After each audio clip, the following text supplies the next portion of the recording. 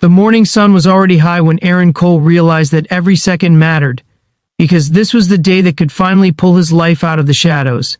His tie was slightly crooked, his resume folded and refolded from nervous hands, and his phone buzzed with a reminder he did not need: the interview at 11. The one chance that could turn years of late-night exhaustion into something hopeful. He was running late, his heart pounding not just with ambition, but with the weight of being a single father who had learned that hope was fragile and time was cruel. Before we go any further, pause for a moment. If you believe kindness deserves second chances and that small choices can change lives, please like, comment, share, and subscribe to the channel Whisper Tales 3. Your support keeps stories like this alive. Aaron's life had narrowed down to routines and responsibilities. Mornings meant packing lunches for his 7-year-old son Noah, checking homework, and promising that one day things would be better. Since his wife passed away 3 years earlier, the world had not been gentle. Bills stacked up like silent accusations, and every rejection email felt like another door slamming shut. This interview was not just a career opportunity, it was survival.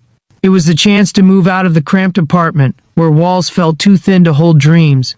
The city streets were alive with daytime chaos. As Aaron hurried along, sunlight reflecting off glass buildings that symbolized everything he wanted but did not have. That was when he noticed the woman near the crosswalk. She was collapsed on the pavement, her handbag spilled open, papers scattered like fallen leaves. People walked past her, some slowing briefly, others pretending not to see. Aaron's first instinct was to glance at his watch. His second was guilt. His third was to stop. He knelt beside her, the noise of the city fading into something distant. The woman's face was pale, her breathing uneven, her eyes unfocused as if the world had tilted beneath her feet. Aaron's hands shook as he helped her sit up, shielding her from the harsh sun.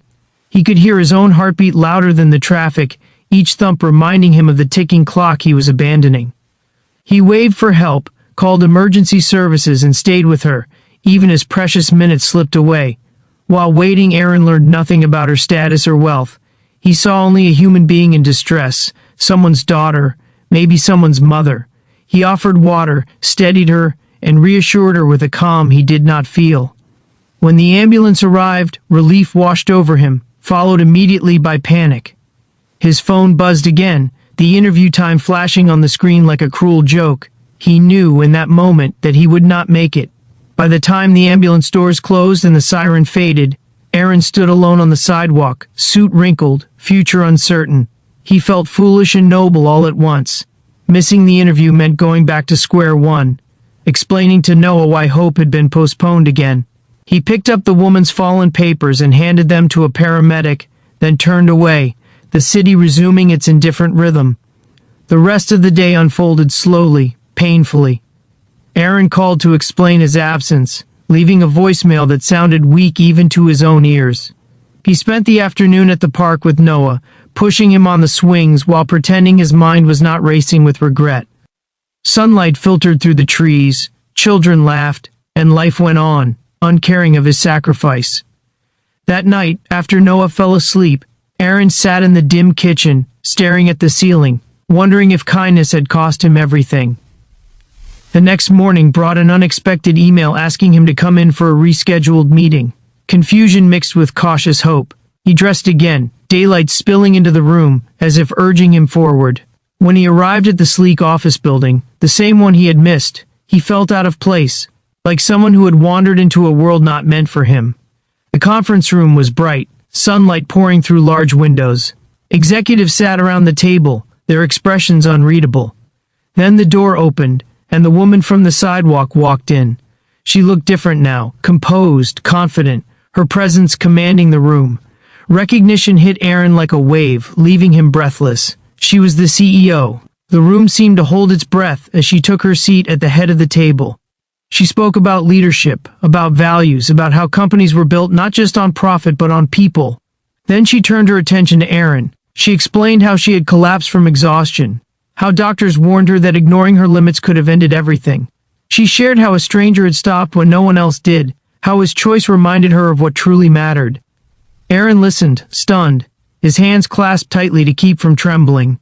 She revealed that she had asked to meet him personally, that his resume mattered, but his character mattered more. The interview shifted from questions about qualifications to conversations about resilience, responsibility, and integrity. For the first time in years, Aaron felt seen not as a struggling single dad, but as a whole person. Days later, the offer arrived. Not just a job, but one with stability, respect, and room to grow. Aaron accepted with tears in his eyes, thinking of Noah, of the promise he had made under flickering kitchen lights. Life did not become perfect overnight, but it became possible.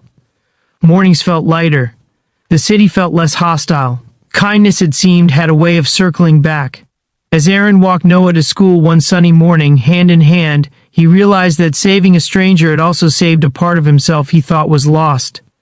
The world had tested him, and he had chosen compassion over convenience. That choice had rewritten his story. If this story touched your heart, if it reminded you that goodness still matters in a busy world, please take a moment now to like, share, and comment on this video. Your engagement helps these stories reach others who need hope. And before the ending, here is a special request. Comment below with one word that describes how this story made you feel.